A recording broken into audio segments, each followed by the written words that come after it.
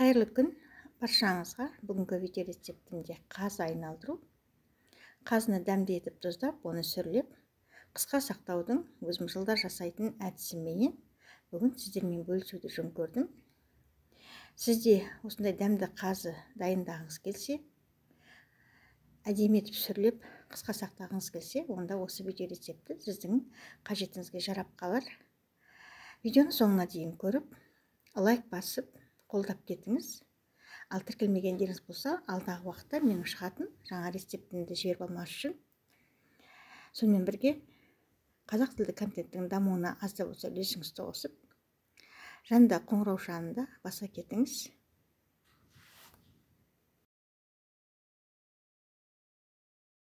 Қаз айналдыру негізінен аса қатты қиын шаруа емес. Мынау бүгін біздің жаңа сойылған жылқымыздың қазысы. Қорада тұрған бордақыланған жылқының қазысы емес. Бұл кәдімгі далада емін-еркін өз аяғымен жайылған жылқының қазысы. Майы сап-сары, еті қып-қызыл, өте семіз болып шықты. Семіз қазыны жей алмаймыз. Сондықтан да қасына осындай қара кесек еттен қосамыз. Неке байқасаңыздар, еті де қып-қызыл. Бұл жылқымыздың дені сау, яғни етіміз сапалы деген сөз. Енді қазымыздың майын кесіп аламыз. Кесер кезде пышақпенен астындағы етіменен майын бірдей етіп, барынша майдаламай, ұзынша етіп, лента сияқты қылып кесіп аламыз. Дәл осылай етіп, айналдырып отырып, лента қылып, барлығын осылай кесіп шығамыз. Етімізді де осылай етіп, ұзыншалап кесіп аламыз. Барынша бөлшектемеуге тырысамыз.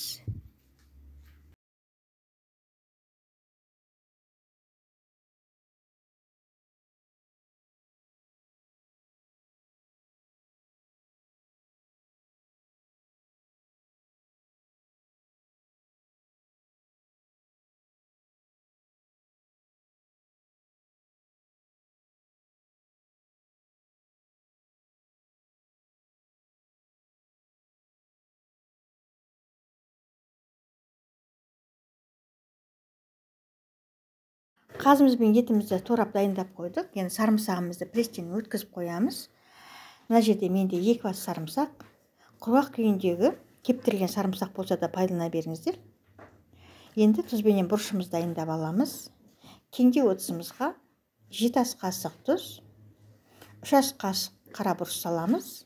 Екеуін жақсылап араластырамыз.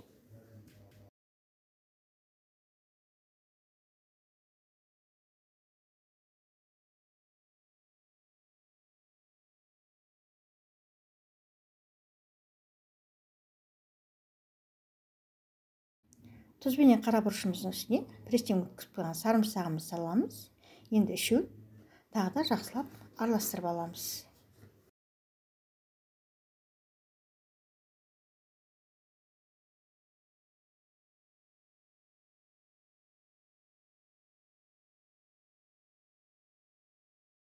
Дайындап алған қоспамызды енді турап дайындап қойған қазымыздың үстіне осылай етіп салып, барлық жеріне бірдей тиетіндей етіп, қолымызбенен жақсылап жағып, астын үстіне шығарып, араластырып, айналдырып осылай жағып аламыз. Осыдан кейін қазымызды кеңдеу бір ыдысымызға салып, өте қатты ыссы емес, салқындау жерге 7-8 сағатқа қойып қоямыз.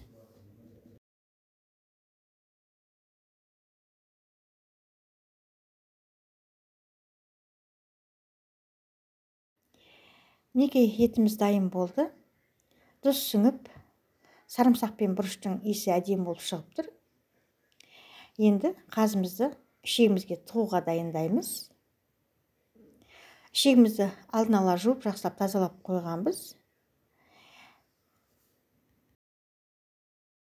Ішегімізді жақсылап тазалап жуып алғаннан кейін 3-4 мәрте тағы да тұз сумен жуып қойғанмын.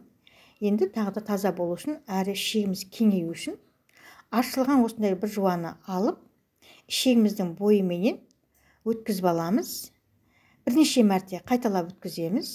Ішегіміз әрі таза болады, әрі кеңейеді.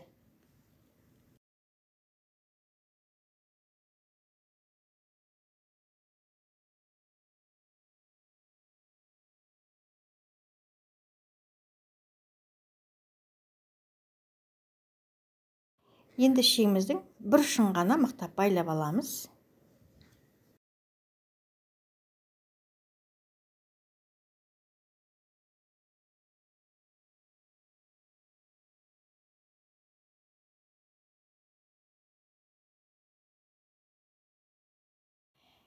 Енді қазымызды оңай айналдыру үшін, жұмысымызды жеңілдету үшін 5 литрлік баклажканың ортасынан кесіп, қақпағында ортасынан тесіп, шегімізді қақпағының ортасынан өткізіп алып, шегімізді баклажкамыздың аузына апарып кигізіп, сыртынан қақпағыменен жақсылап бұрап бекітіп аламыз. Соңғы уақытта YouTube'да қыз-келіншектер осы әдіспен бөлісіп жүр. Кім ойлап тапса да өте жақсы ойлап тапқан. Кәдімгідей оңай, әрі жеңіл. Бұрынғыдағыдай көмек сұрап ешкімнен жалынбайсыз. Оп-оңай ғана өзіңіз ғана қазыңызды айналдырып аласыз. Мінекей осындай болып шықты. Енді осыдан етпенен майымызды кезекпе-кезек салып отырып, шегімізді толтырамыз.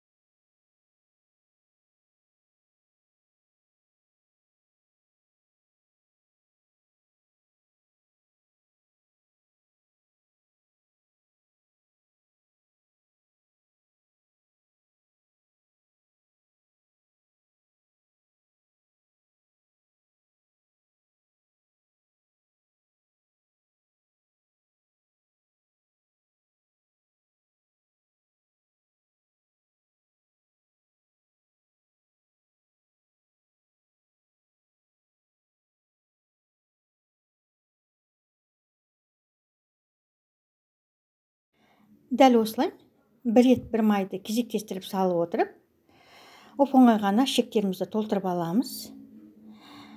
Әрбір етпен майымызды салған сайын ортасында бос кеңістік қалып қоймас үшін қолымызбенен сығып, нығыздап, шектің басына шейін апарып, осылай қолымызбенен нығыздап қоямыз.